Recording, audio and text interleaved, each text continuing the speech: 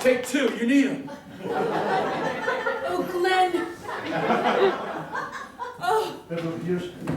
Am I dreaming? Am I dead? No, you're here. You're here, Glenn. My love of my life. Oh, Glenn. Your memory was the only thing that kept me alive. Oh, Glenn. It's as though a light shone down from heaven itself. A guiding light. Straight to your heart. You know, it's like the days of our lives. Well, I thought I would have to go to some general hospital. If only we had had kids, it would have been all of our children here sitting.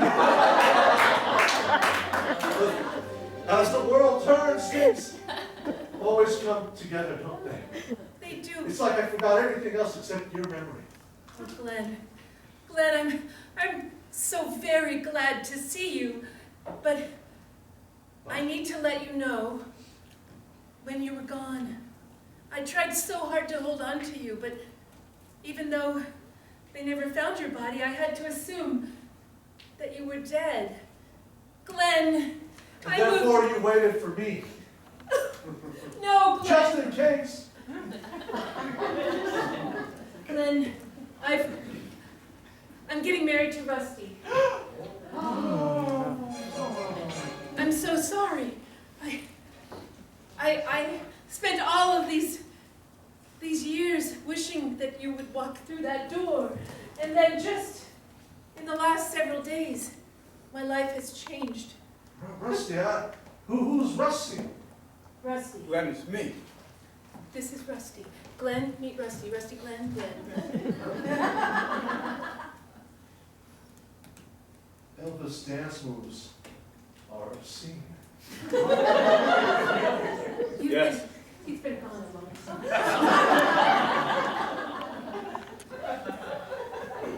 You're right.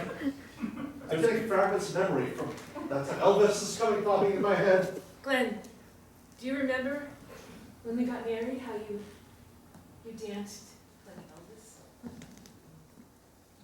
I do. Go ahead, Glenn, show me. It's been a long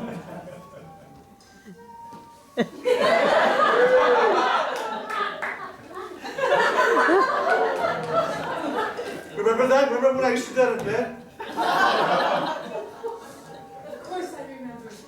Of course I remember. I remember so many things. What else do you remember? Listen, I just have one request, Rusty. Glenn, will you shower with me? Beverly! I would love to shower with you every night. I want to cleanse this awful memory, this awful feeling of losing you. Beverly, what are you doing? It's the movie that I saw. I saw a movie. It's called Psycho. It scared me. And I just need Glenn to take one last shower with me. Beverly, you and I were getting married.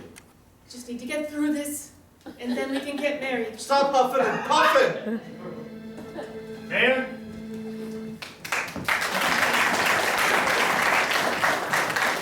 When Diego back in town, he's going to know what we did. He's going to tell everyone. I mean, that's why you had me get rid of him in the first place. Listen, son, I don't think I'm much for this office anymore anyway, so why don't you tell me what you think we should do about it? I can use the last bit of my power I have to keep this under wraps. He's back for blood. He knows that Eastman and I knocked off his pop.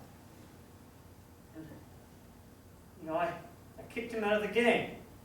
I took over. But I just did it because you told me to. That's right. And we're going to keep that between you and me, son, aren't we? Because I need a strong ally like you out there on the streets, keeping his nose to the happenings of what's going on in the undercity of Beaver Pines. As a mayor who can control. I'm monologuing here. Come in. Finish your monologue there. I was listening outside the door. A mayor who can control the criminal underbelly of Beaver Pines is a mayor who can stay in office indefinitely. Here, here. Well, looks like the past has come back to bite us, to haunt us. And I don't know what to do. V knows everything, and she has her abilities. I'm scared. Maddie? Okay, I'm just gonna keep practicing this. I have to get my confidence up.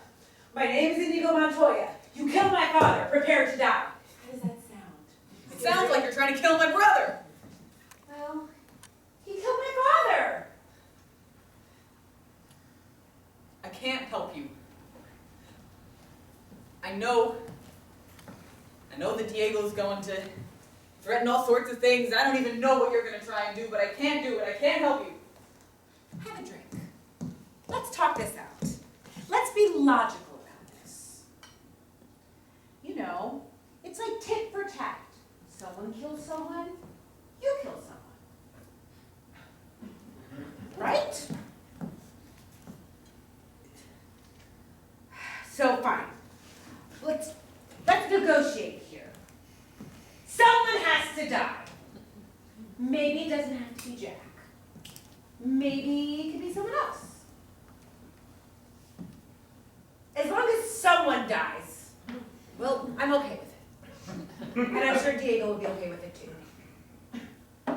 I have heard some whisperings over the years. Every once in a while, when Jack was on the phone with one of the rollers, I'd listen in on the other line. He never knew that I would, but they kept talking about the mayor. And now I never imagined that the mayor would really have anything to do with it. He's always so harsh and strict and everything, but RJ? You think RJ wouldn't stoop as low to murder? I don't.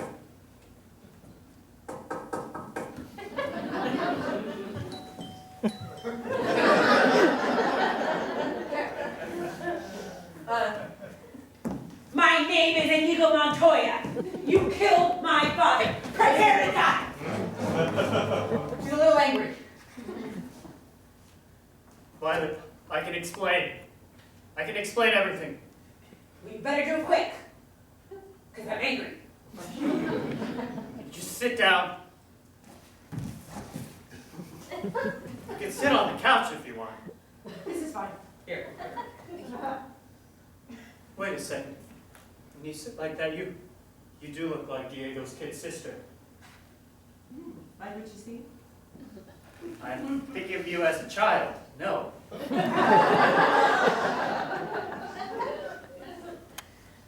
Look. What happened between your father, Dr. East and me, the mayor, your brother, it's deep. There's a lot going on. And you just want to know it all. Of course I want to know it all. It ruined my life. I watched my father die in front of my eyes.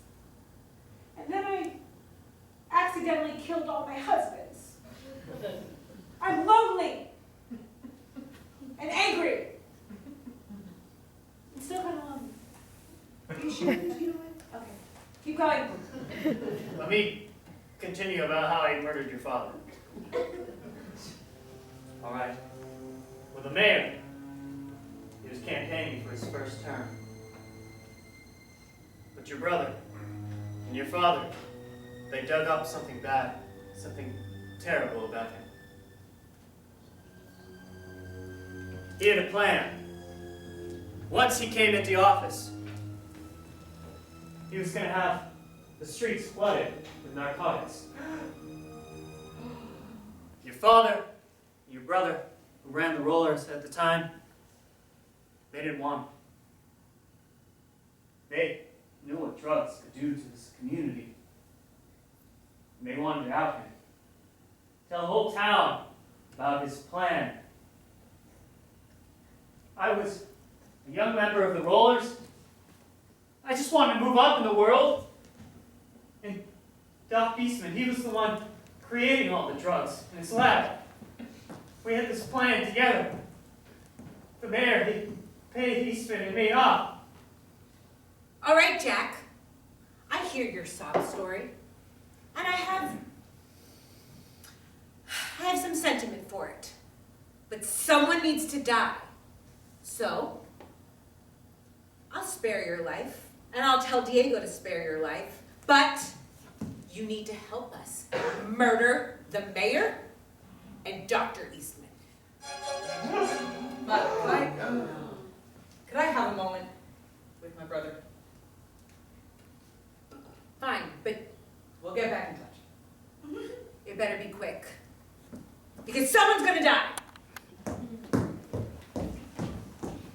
Maddie, I'm sorry. I'm a terrible person, okay? I sold out all my values. I killed her family just so I could run the rollers, and I started spreading all these drugs all across the town. Okay, well, yeah, that's a lot of what I was about to say. Jack, you never told me that you were at the heart of it. I mean, you said you got caught up in it. You said that it was what you had to do to get us by, but I mean, all the drugs, all of the conspiracy, you're telling me you started it? What do you want from me, okay? I'm part of a gang. You should know I'm a bad seed. No, I knew you were part of the gang. I didn't know you're the reason the gang is doing all the things it's doing. It's not me, it's the mayor, okay? I was just a pawn in his game. I was young, I was 17, and he told me that, you know, Jack, you can be my guy on the inside. He was saying that it was okay to be in a gang because we are in allegiance with the people who run this town. He was selling us all these drugs, and we were making money selling to all the people. It felt good. So all this time that the mayor's been saying all these terrible things about me, people like me, and you've been working with him the whole time? It's just business, man. No! No, it's not just business. This matters. You helped him. You never told me that you helped him.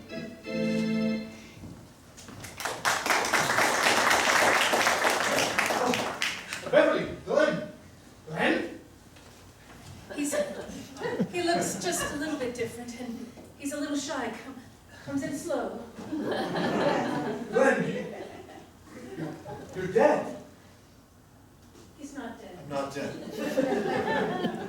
So then, We just bathed. I know, we were at the public bathroom.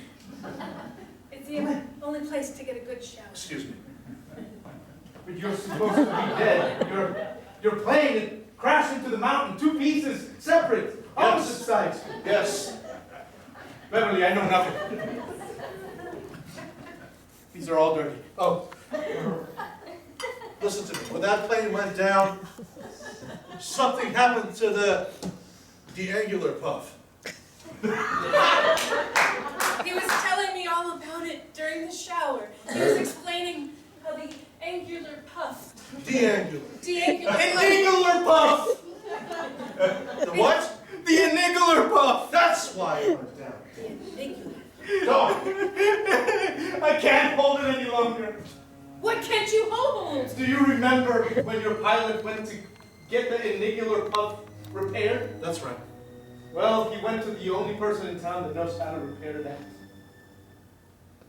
Oh, What are you saying? Rusty. Rusty? That guy that you want to marry? yes. So wait a minute. What are you saying? What are you saying? He said it would take an hour. An hour? But That's impossible. Let me finish. He said it would take an hour, but everyone knows that the angular puff doesn't take an hour to repair. It takes 2.5 hours. Why are you so close? He sabotaged me on purpose to kill me so he could be with you. It was a crime of passion. How do you know this? How How do you know that this is true? It's just a insinuation at this point. Because he told me. Oh! Excuse me. Your fiancé tried to murder me. No, it wasn't. He didn't. He was just trying to be with her. He wanted you to be missing. You did not die. He technically didn't. Tomato, tomato. Regardless, do you want to be with this man?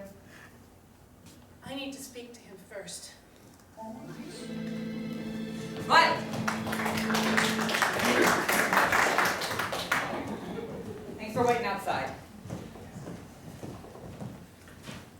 You want somebody